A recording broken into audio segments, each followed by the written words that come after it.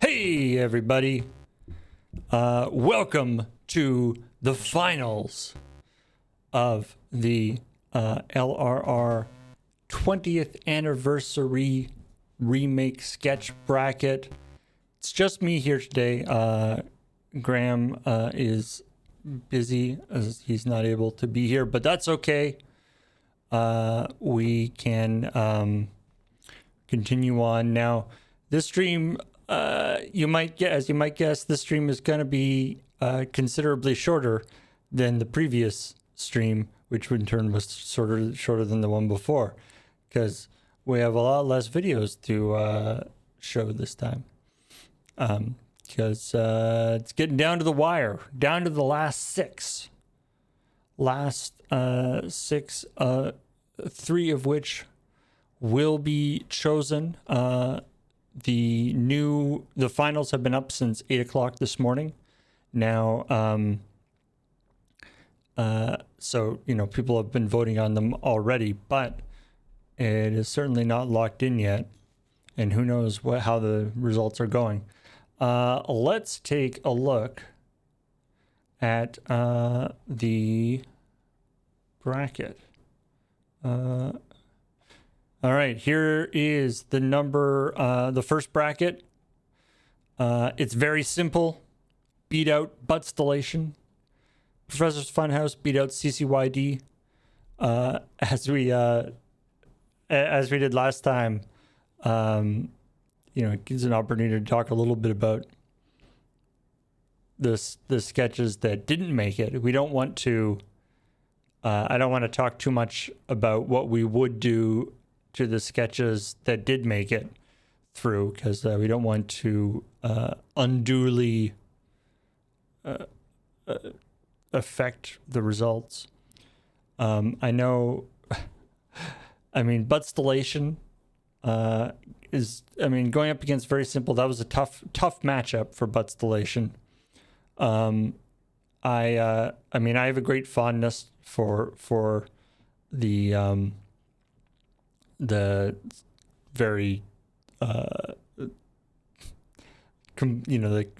the completely silly randomness of that, and the butt installation.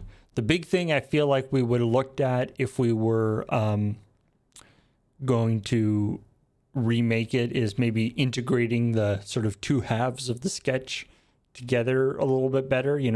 It sort of has it's got the Buttstellation silliness stuff, and then they say that's silly and they leave, and then they sort of start this other thing, which I think the two parts needed to be integrated together a little bit better, or they needed to like it was sort of trying to, in some ways it might be, see people in chat saying a proto crap shot. In some ways it might be more like a proto rapid fire, like it was sort of trying to do like kind of what you could do in like a full length sketch show, where you sort of have different sketches kind of going one into the other, and then maybe having callbacks. But when you only have two, that process doesn't quite get it across. So anyway, that's an interesting one.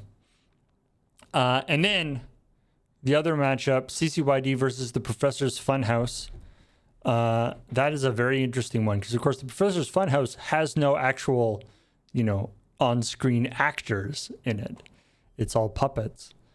And so, in which we've talked about before, we do have the vast majority, if not all of those puppets, still somewhere in a box.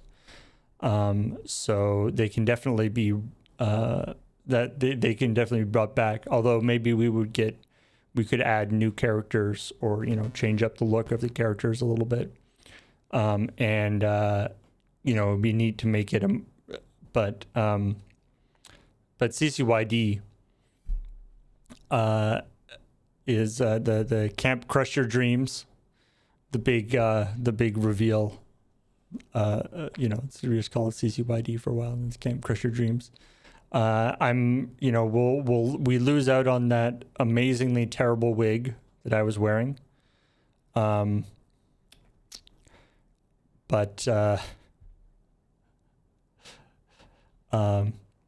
yeah, man, it would be great. But with the other thing that I loved about CCYD is my depiction of a broken down, soul crushed 36-year-old, clearly somebody at the end of life, who has nothing more to live for. That was our idea of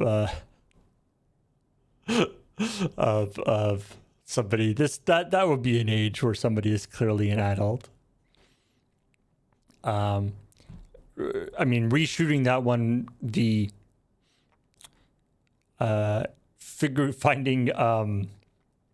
we'd probably have to find some actors to play the kids in it. 20 us at whatever 24 25 or whatever we were when we did that, playing kids is one thing. Us at 40 playing camp kids probably would not fly. So we would probably have had to find some folks, I don't know, from maybe the CCPA, the Canadian College of Performing Arts or something. Anyway.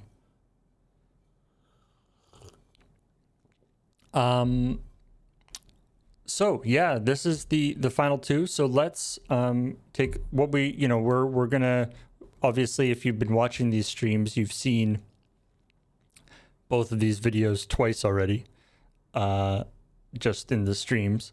But I figure some folks may not have watched the previous streams, or you may not have seen these ones. Want to make sure that you're making an informed vote, so that democracy can be can be applied in an appropriate manner. So here we go. Let's go for the first bracket.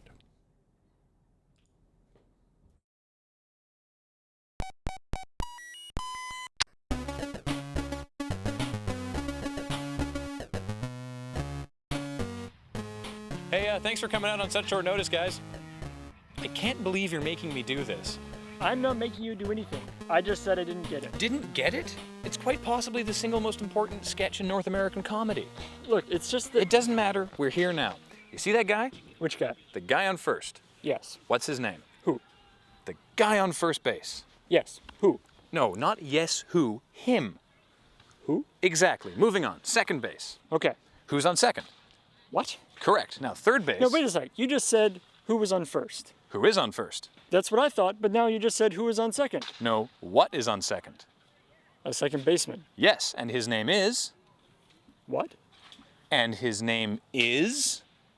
That's his name. No, that is not his name. What is his name? What? Exactly. God, it's like talking to a wall. Okay, third base. His name is?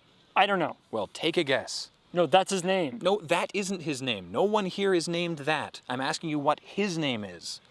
I thought what was his name? What is his name? I'm asking you who's on third. Okay, I think I'm lost here, because you just said who was on first. Oh, okay, once more from the top. Hey, first base. Yeah? What's your name? No. What? Yes? I'm not talking to you, I'm talking to him. Who? I don't know. Yeah? Shut up. Who? Yeah? Tell him your name. Who? You dumbass, what's your name? I think you're a little confused, buddy. What is his name? I know his name. Hey, why are we doing this again? Because. Yeah, Tell him why we're doing this again. to eliminate confusion. Is it working? I don't know. Yeah? Shut up. Okay, once more before I kill somebody. Hey, what is that guy way out over there? The left fielder? Oh, his name is Y. Why? I don't know. Yeah? Shut up. I thought that was his name. That is not his name. Why is his name? Why is his name what? It isn't. His name is what? Okay, who? You know what? I think I'll just Google it. Yeah, that's probably better. We'll take a brain break. We'll come back. We'll sort it out tomorrow. Me? Huh? Me? Tomorrow? You talking to me? I don't know. Yeah? Exactly. Now, second base. His name? Oh, what? Yeah! Okay!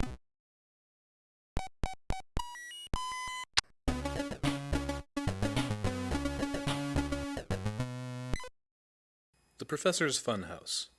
From its humble cable access beginning in 1981 to its public television and network debuts, this show would become one of the most beloved children's programs of our time.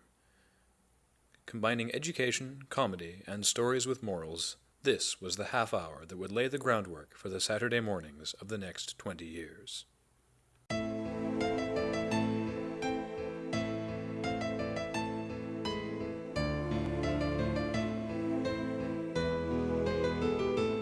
It all started in a little 600-watt cable station in Fresno, California, with 8 friends and an idea.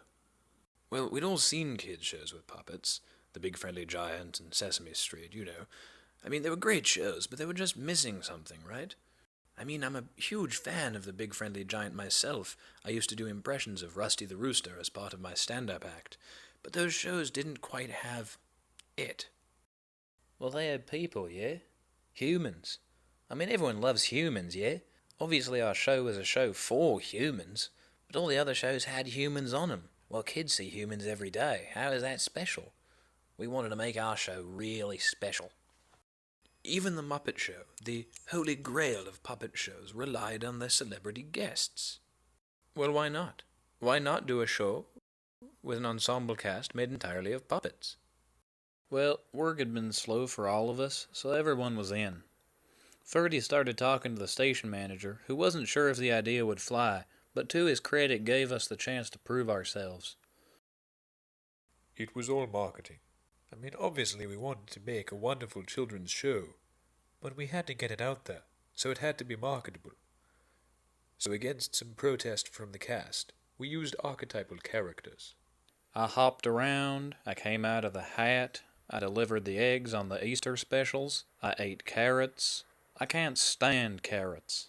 So I'm an elephant, and we're known for our excellent memories, so it was decided that I would be Professor Pachyderm, and the name just sort of happened. That really gave us direction. On January 15th, 1981, The Professor's Funhouse premiered on CFUV Channel 87 in California. Within the year, it had been picked up by the local public station CFUR Channel 9. We could hardly believe it. Us? On public TV? We were ecstatic. It was indescribable. The world fell in love with the Funhouse and its success increased. Children's books and a home video series. Things were going well for the puppets. The show became so popular in North America that there was a great demand for a Canadian version, just as Sesame Street had done. Being from Canada myself, I thought the idea was great, so I really pushed for it. And so, The Professor's Funhouse Canada was born, featuring skits and scenes from the American version, with additional segments featuring Chuck the Beaver. Well, you know, the audition process was real hard, eh? But in the end, I was just so proud to be made a part of this family. I mean, really, it totally launched my career, eh? And I'll always look back fondly on my time in the Funhouse. The Funhouse stayed with public television for 9 years, until it was picked up by ABC in 1991. They'd finally made the big time. Network TV! This was unprecedented. A cable access show, hosted by puppets, actually getting a Saturday morning slot on a major network?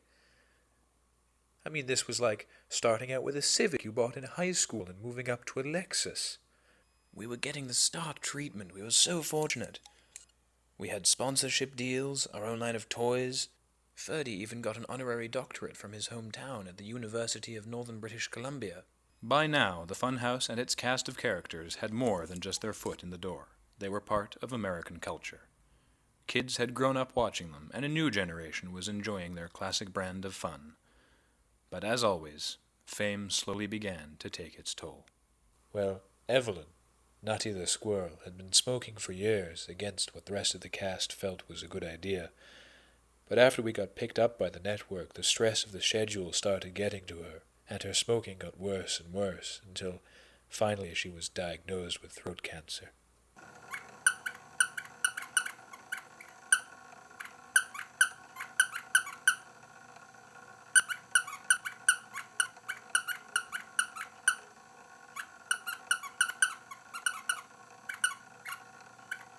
But Evelyn's condition was not the only problem the show would endure in their first 2 years on ABC. I just felt that the show was getting tired. We were just covering the same stuff over and over again. I mean, how many times can you talk about the colors of the rainbow and keep it interesting?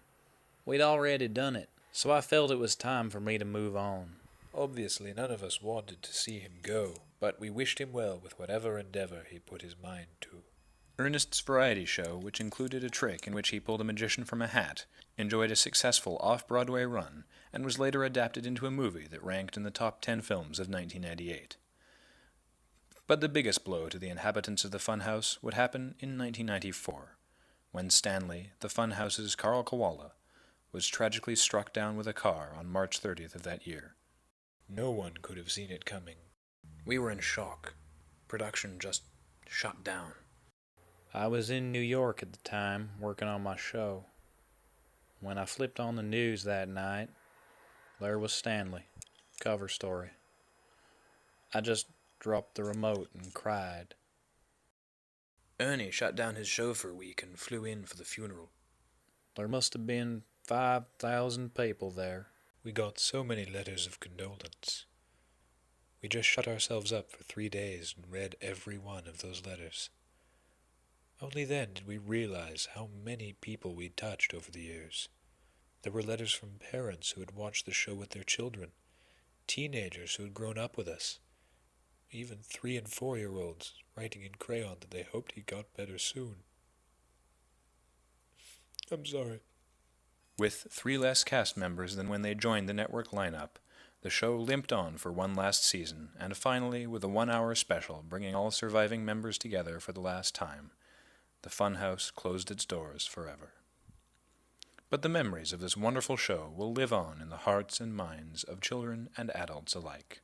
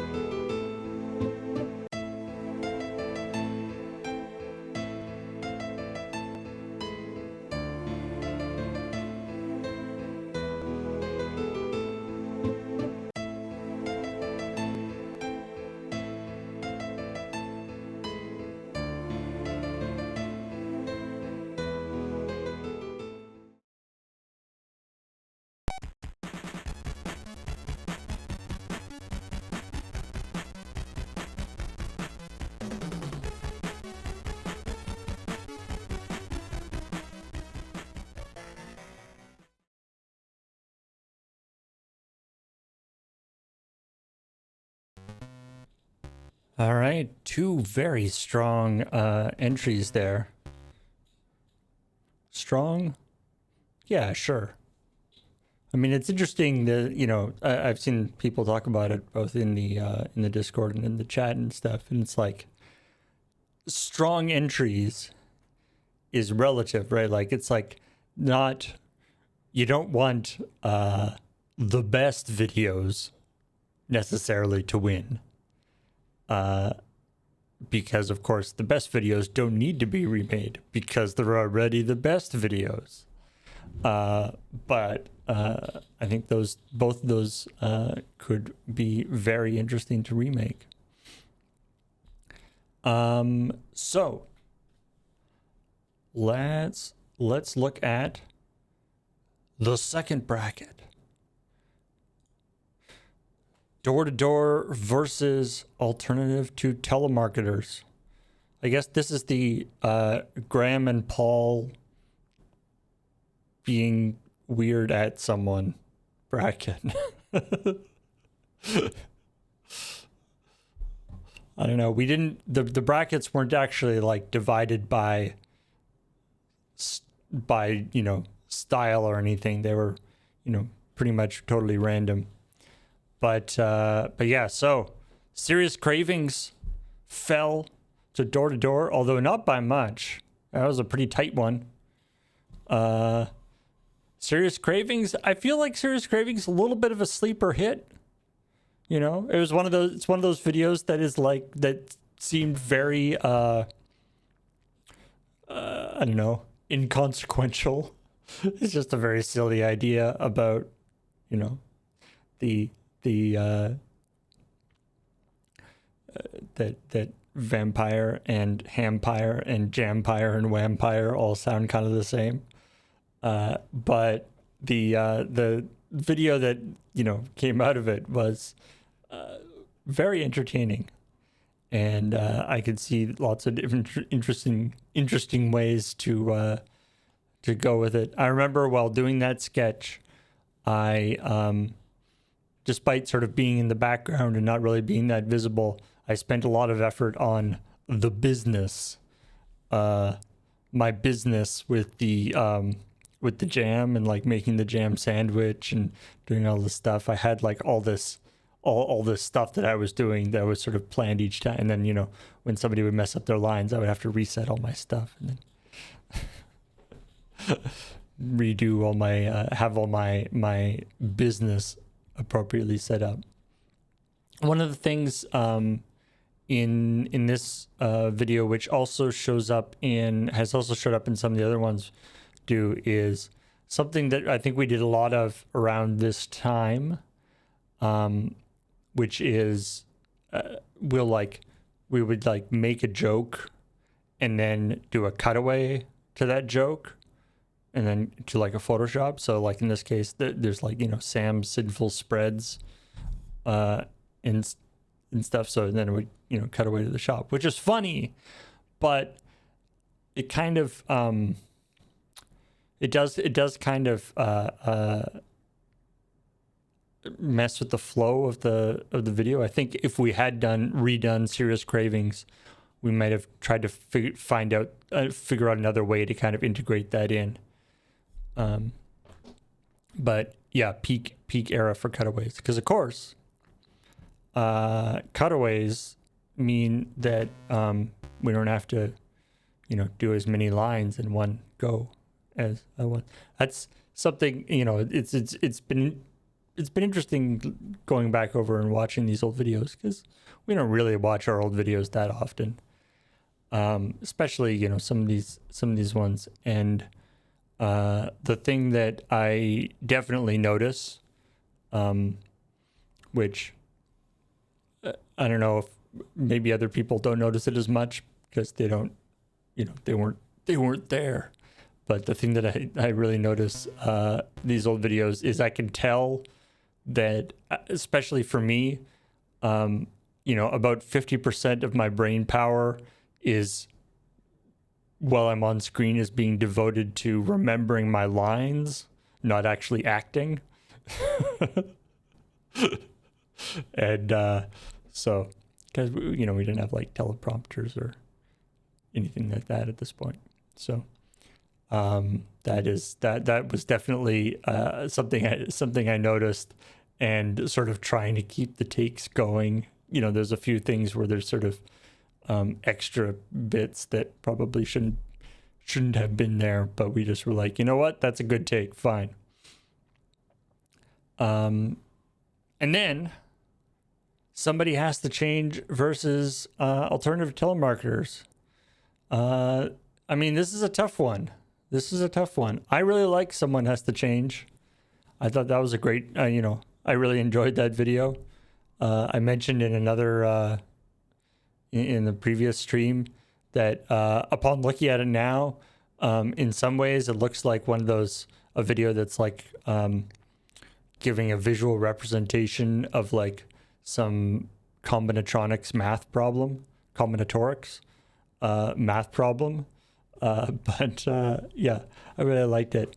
I feel like, I wonder if, I was thinking like if we did Somebody Has to Change again, I was thinking that it might be interesting to do it with shirts that aren't just like plain color, aren't just, still majority one color, so that the gag at the end works, obviously.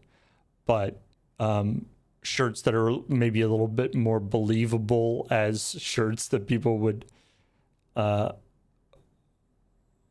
not believable, but like that are more, it might be slightly less obvious that they were, shirts that were all purchased specifically for this role. Yeah, a little bit more organic. Full outfits would be kind of fun too. Somebody Has Changed with DB shirts would be great. Yeah, that would be interesting. Of course, I mean, that has definitely happened. We've 2 or 3 people have worn the same DB shirt. DB shirts generally tend to be, there isn't that much color. I mean, there's lots of great designs in the Desert Bus shirts, but they don't cover the full gamut of colors. But anyway. But yeah, so this one we have Door to Door, which I believe was the first script that Kathleen sort of majorly wrote. I think Graham and I did some on-set tweaking of things, but she mostly wrote this script for Door to Door. And The Alternative to Telemarketers, which pretty sure did not have a script. Maybe it had some ideas jotted on a piece of paper. And Alternative Telemarketers also being one of the very first videos that we ever did. I think we might have shot it before we actually went live. Like, it was one of the videos that we shot before. I don't think it was one of the first 4 videos that went out, but it was very soon after we went up. So anyway, let's check out this second bracket, and then we will move on to the third bracket. So here we go.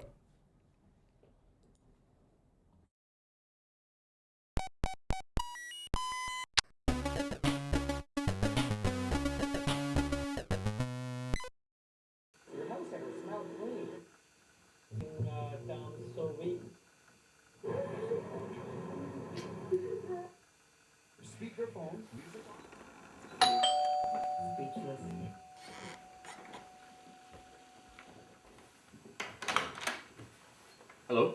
Hi. We were wondering if you considered accepting Satan as your personal lord and master. No, I can't say as I... What? Yes, we're from the First Church of Satan, and we're here to spread the foul word of our Lord, the destroyer of worlds. So we're wondering if we can come in and talk to you about what Satan can do for you. Well, I guess you could.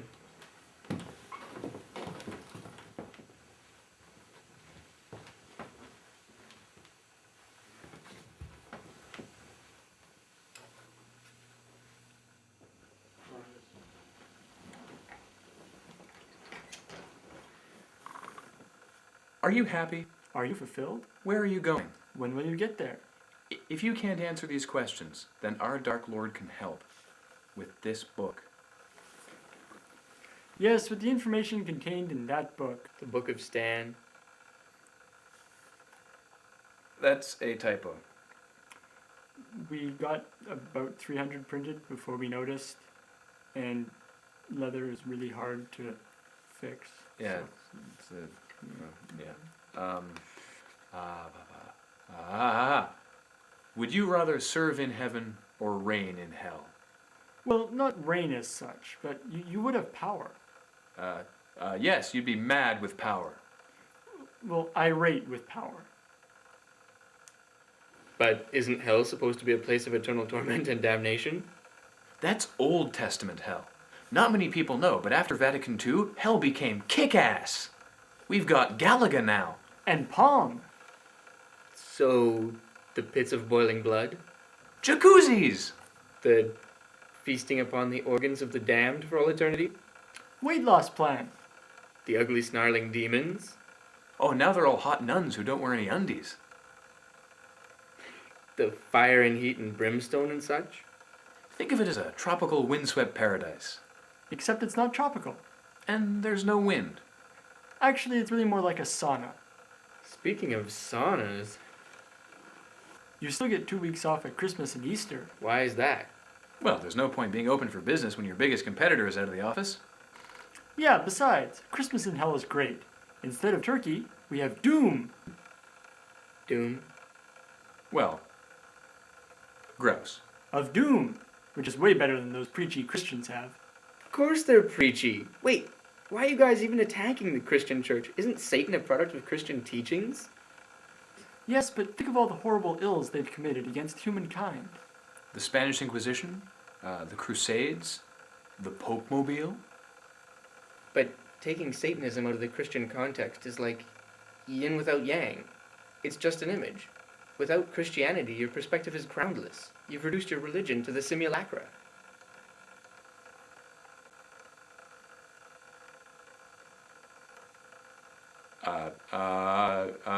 No, it's not a simulation at all. And I should know, I used to be a Presbyterian before I received the call. You were what? I was a Presbyterian, and I felt the need to rebel. I'm Eastern Orthodox. We're rebelling for completely different reasons. What do you mean? I suppose you're rebelling against the no socks on Wednesday rule. Is it hot in here or what? What no socks on Wednesday rule? See, that's a fundamental illustration of the differences in how we perceive Satan. To me, Satan has always been a nice pair of woolly socks on hump day. To you, it's probably all about the nuns without undies. Well, yeah, a bit. See, without Christianity, religion is total bunk. It's just a way for you to express your displeasure. Get a hobby. Try macrame. We tried macrame. There was an accident.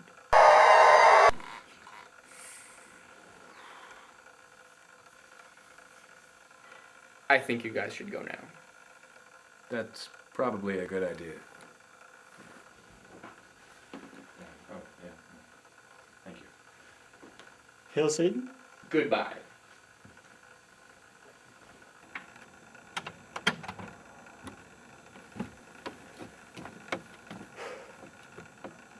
We'll put him down as a maybe. Good call. Yeah.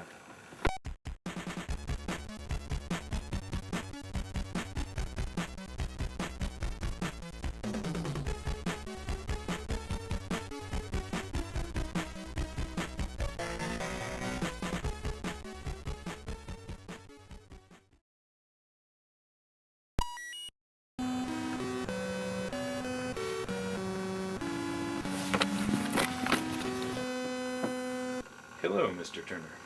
Who are you? What am I doing here? We'll do the talking around here, Mr. Turner. And who are you? What do you want with me? We only want to ask you a few questions. Are you happy with your long-distance plan? Which flavor of soup do you like better?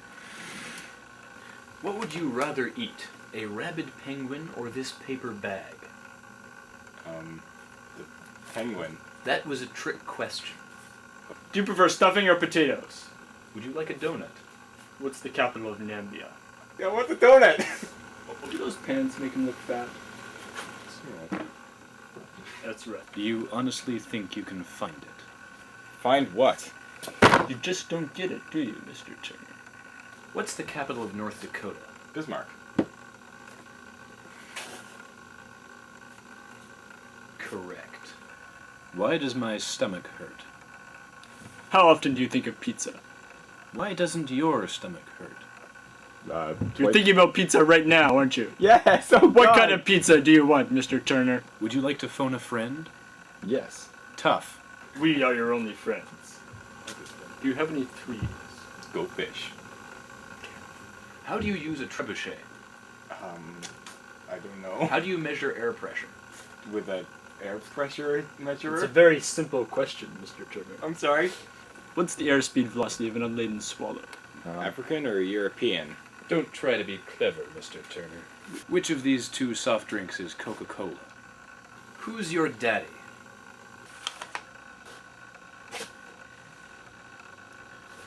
Well played, Mr. Turner. Well played. You win this round.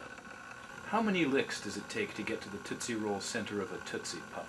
I don't know. I never made it without biting. You might want to ask Mr. Owl. Don't try to be clever, Mr. Turner. All right. Get out of here.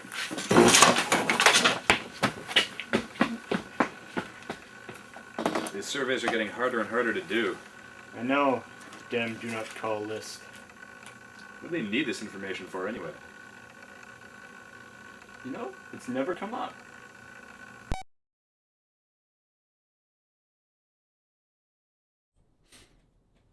Back in the day, it's never come up. Was like a primo punchline for us anyway. We liked that as a punchline for. I feel like we may have used it like on multiple sketches. All right. Time for bracket number 3. Let's take a look at bracket number 3. We've got Ransom, which beat out Just Drive. Just Drive is I like Just Drive. I mean, I don't know if I don't think I'm disappointed that it didn't get through. It was one of my selections. It was a sketch that I wrote, and I was especially thinking about it because, as somebody who doesn't drive, I don't know how to drive. I don't have a license. The situation depicted in Just Drive is something that has legitimately occurred to me while I'm like just sitting in the car. You know, if the driver is just like gone to do an errand and I'm just like sitting in the car. The idea that, you know, somebody will attempt to carjack me, assuming that I can drive, and then not be able to, and then I won't be able to, is a legitimate anxiety that I have had. And as with any legitimate anxieties, you turn them into scripts. And of course, the great thing about that video is I'm playing the carjacker,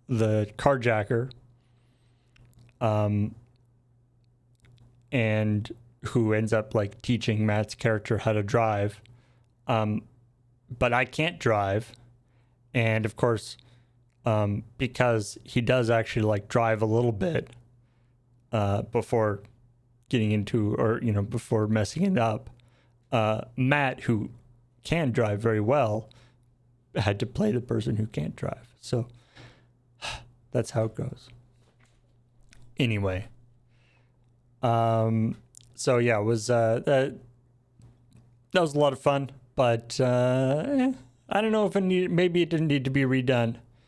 Although I feel like the ending maybe could have been improved. I don't know I don't know if it was just I didn't have an ending and we came up with that as the ending, but it just has the ending is just me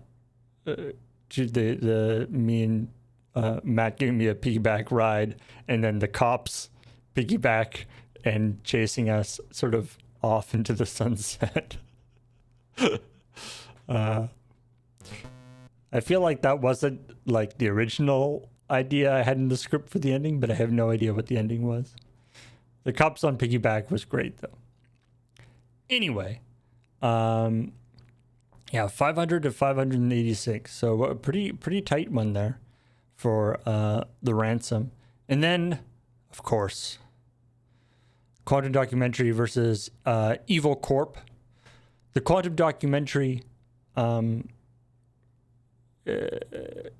of our, I think the Quantum Documentary was like the first video we made that it got, a very modest, even by standards of the time, amount of interest. They maybe got like 7,000 views or something.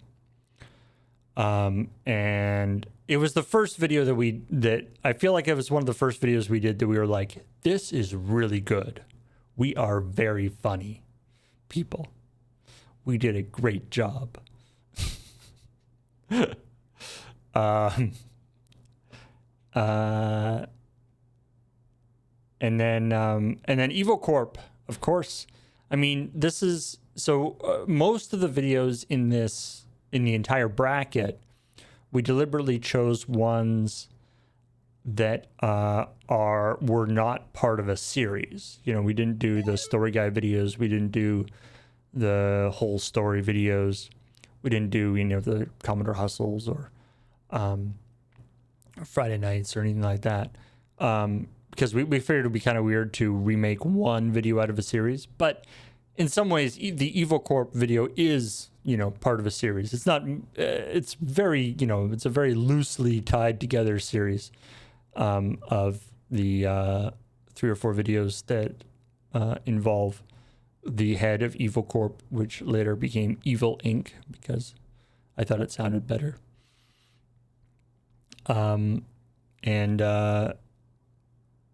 Yeah, I always liked the head of Evil Corp as a character.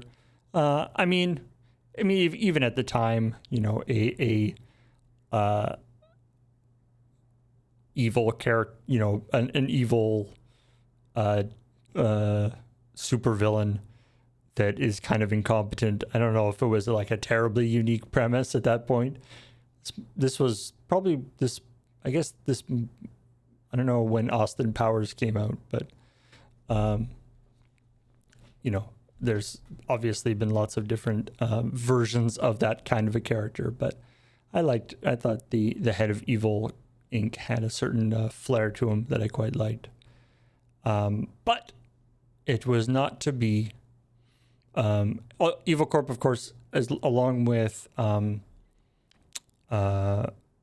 Telemarketers, is videos that were in black and white, not for stylistic reasons, but because the lighting was so bad that we just that putting them in black and white so it allowed us to sort of boost up the brightness more without it going completely terrible. Because you can see Evil Corp was filmed just in a room at UVic. And on the, when back in the day on those little camcorder or whatever, without extra lights, indoor filming just in general was brutal. We pretty quickly in our and you can see that in Door to Door as well. That all the shots that are, I think that's Graham's parents' living room that we shot that mostly in, are very like sort of dark and orangey, and because the lighting that is good, comfortable lighting for people to be living in a house is way too dim for that kind of a camera back in the day. We pretty quickly got some like big halogen, like it's like halogen construction lights. That was like our first set of lighting equipment that we used.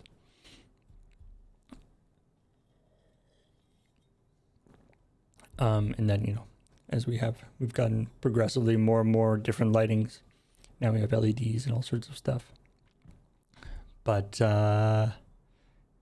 anyway,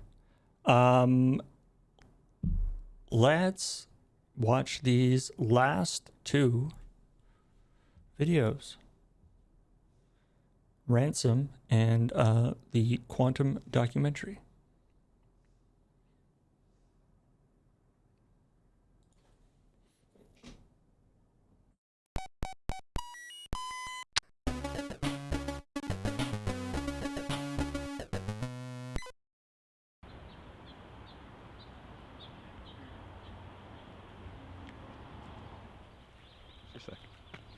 Hello? Ethan, Yes? I have your girlfriend. Let me talk to her. Damn it. Do what I say, or I'll order my henchmen to end her life. I'd like to see you try when I have your henchman. Damn it, Ethan! Let me talk to him! Hi, boss. Hi, Brian. Now, you listen to me. Damn it, Ethan! You listen to me! Do you think this is my first pony ride? What are you going to do now that I've got your mother? Damn it, let me talk to her. Ethan? Dear, you never call. Damn it, Mom, I'm busy. What? Oh, No, it's me again. Oh, well, damn it, that's my mom. Exactly. Now do what I say. Not so fast. This isn't my first tire rotation. I'm not gonna do a damn thing so long as I have your deaf brother, Rob. Damn it, Ethan! Let me speak to... Actually, do you know sign language? No. Can he... Lip read. No. Well, forget it then. Right. Now, here's how it's gonna go. Ha! Do I sound like this is my first genetic experiment? I don't think you're in a position to be making demands, Ethan. Not when I've kidnapped you. God damn it, Lafarge! Ethan, language. You think I'm afraid of you? Well, this isn't my first explosive ordnance test. I'm one step ahead. Damn it, Ethan! All right, Lafarge. And now, for the last time. Not so fast. I've re-kidnapped my henchman and brother back. Damn it, Lafarge, you clever bastard. You've won. Ha!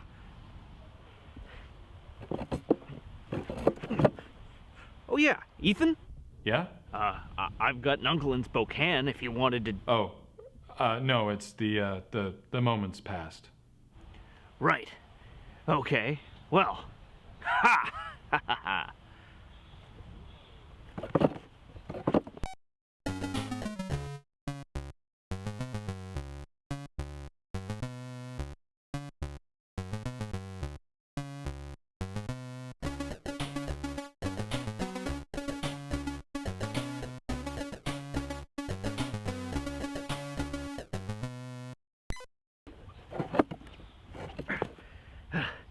Hey, Ethan?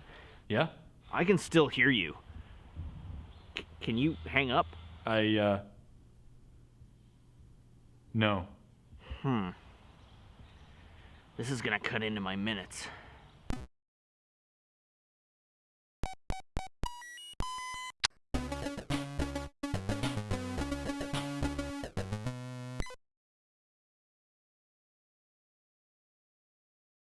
We wanted to make this documentary, right? Like this documentary. Like this actual documentary. This one. And we're trying to figure out, what sort of stuff are often in documentaries.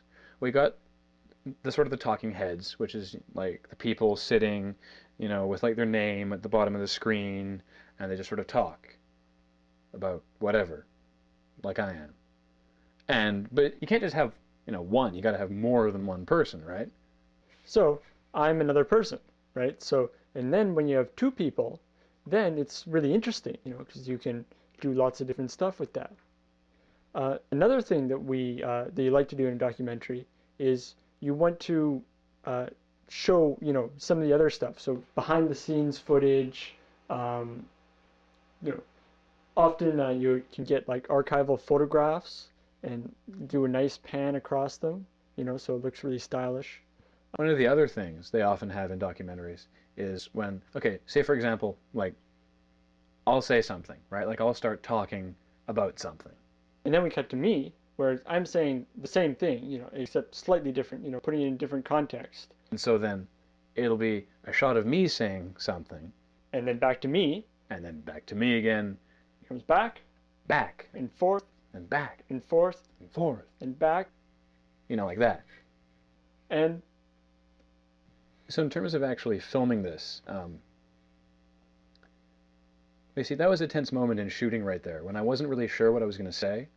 But, like I took a step back and I, like thought about it for a second. I decided to work my way through it and, like start talking about tense moments. And, I think I'm really pleased with how it just turned out. So in the process of this, there were a lot of technical difficulties because at one point the mic actually cut out.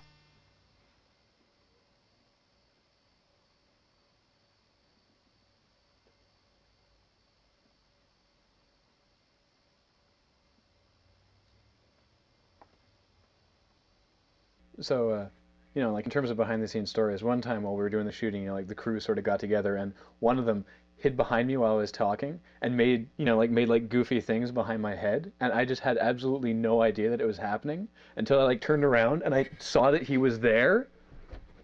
And then, oh man, it was, oh, yeah. I laughed about that one. Well, personally, I think this documentary has gone quite well. When we first told people about this idea, they were like, you can't make a documentary about making a documentary. Like, why not? Well, that'd be dumb, because then usually their heads would explode at that point. So eventually we got to the end of the documentary, and I started talking about how it was a really good experience for me, and that I hoped it helped, future generations of filmmakers who wanted to make a documentary that was entirely self-referential. And then I said, thank you for watching. And then it cut to the credits.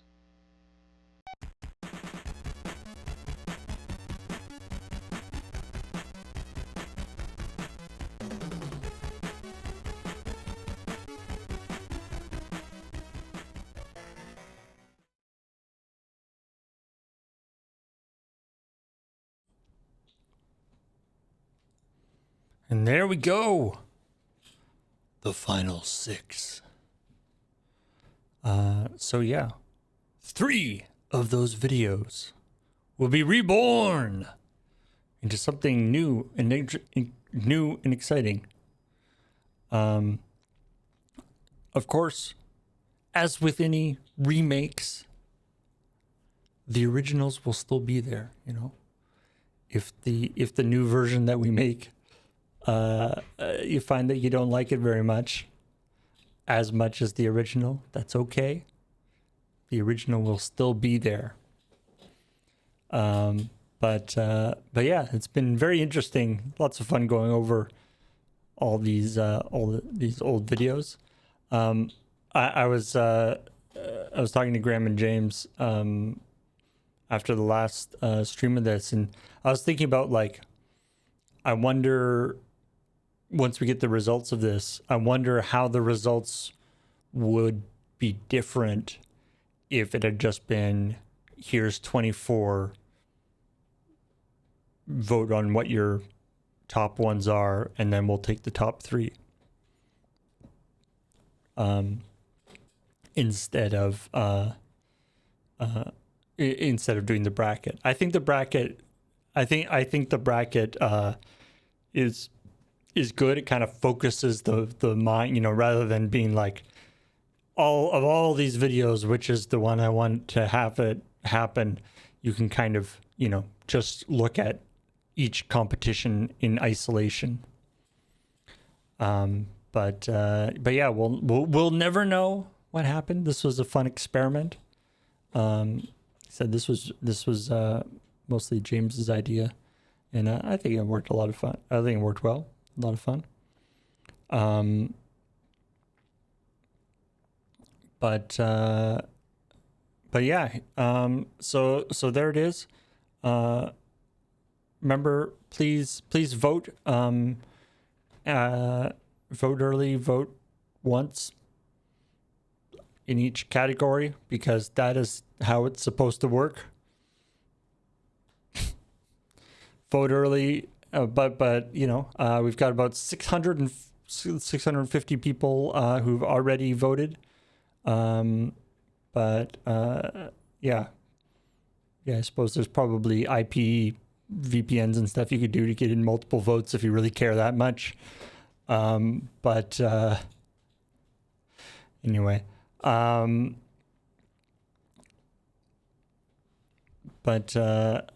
yeah, I think that is all we need to talk about for this one. Remember the links, lrr.cc/remake1, remake 2, and remake 3, and those will probably be posted in the chat pretty quick here. Those are the links to go to vote on stuff. It's going to be open until 8 a.m. on Friday, just like these last ones. So it's been closing at 8 a.m. the whole time. So that is 1 day, 18 hours, 33 minutes, and 20 seconds. That's how long you have. And then we will find the winners. We're not going to do another stream, I don't think, like specifically to reveal the winners, because it'll be like, here are the winners, bye. But we'll probably announce it on Chill Point or Friday Night Paper Fight, or whatever stream is convenient to announce it on Friday. But yeah, thanks everybody for joining me on this little 20th anniversary remake update stream, and I will see all y'all later. Bye.